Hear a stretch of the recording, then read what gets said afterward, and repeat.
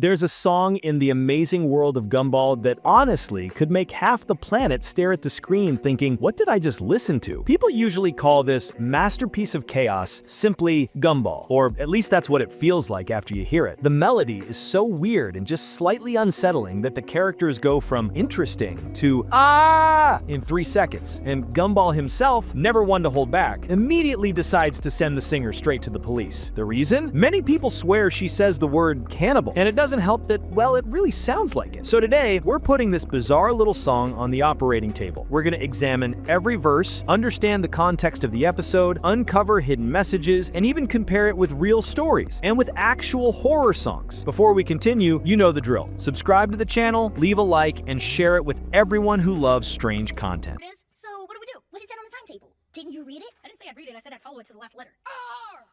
Oh, good guess. Can I finally get some service here?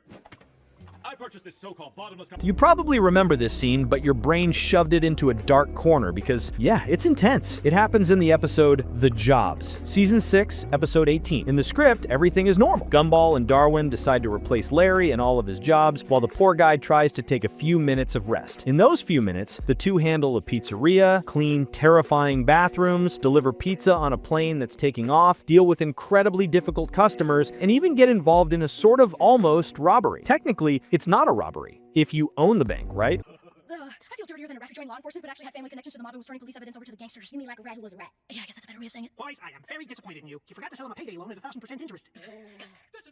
Everything follows the show's usual craziness until she appears. Enter the most peculiar lady in all of Elmore. Clothes torn in inexplicable ways, hair that looks like it fought a hurricane, a highly questionable skirt, only one surviving shoe, and a shirt with mysterious lumps, back problems, hidden packages, eternal mystery. But the main thing is her desperation as she searches for her beloved little Timmy. From that moment on, the show begins. The description she gives of the baby is, at the very least, intriguing. Timmy is almost 2 meters tall, sports a mustache worthy of a movie villain, weighs about 200 kilos, and went missing in 1975 in New Jersey. Remember this information. It comes back strong later. Gumball and Darwin exchange that look of, we are not prepared for this. But out of politeness or habit, they decide to help the lady. She begs them to sing Timmy's song to see if the big guy appears. And then, my friends, the lyrics that haunted so many minds begin. Make a nice, well-stuffed meat pie. If it tastes like little hands, then it's tasty and approved. He's my chubby belly baby, buttered up and roasted till he's golden brown. Done. Gumball, Darwin, and everyone around them go from, what a weird song, to, hey, at record speed. And then Timmy actually shows up, a gigantic man with a look that's somehow both bald and hairy, wearing high heels, pantyhose, tiny shorts, a vest, and a crop top showing off his belly. He runs screaming, "Mommy!" and the two hug and lick each other's fingers like it's a completely normal family habit. Spoiler, it's not. And when you think, okay, now it's over, it's not. The lady asks for help feeding her baby. What does she need? A huge sack, a baseball bat, and a live possum. At this exact moment, Gumball loses his patience. Enough! The fun is over, and sends the lady straight to the police. He even tries to accept her tip, which is actually her dentures. Yes, really. How did the writers manage to cram so much weirdness into so little time? Because this song, my friends, is far from innocent. Let's break it down. Well-stuffed meat pie. Plus, if it tastes like little hands, then it's tasty and approved. This isn't home-cooked flavor. It's hand-flavored. Chubby belly baby. Could mean a cute baby, or something roasted and swollen. Yikes! Buttered up and roasted till golden brown sounds more like an oven tutorial than a lullaby. How could he possibly? Can you call him, please? Could little Timmy come to the counter, please? You've got to sing his song if you want him to come. But of course.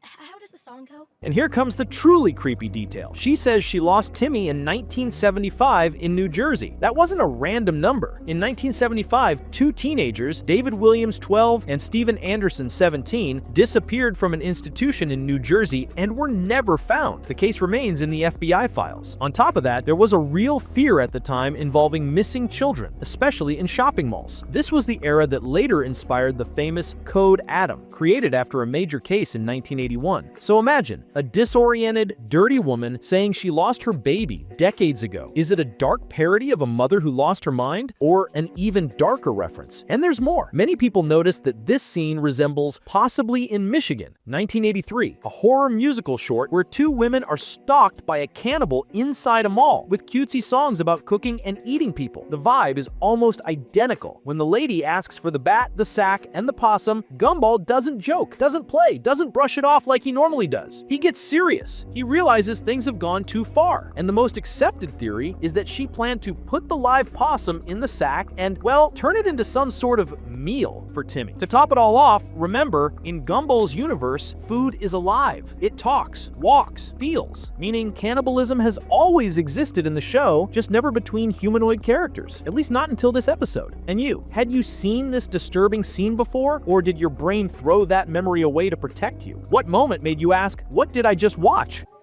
Make me a cake and fill it with brisket. The taste of your hands only sweetens the biscuit.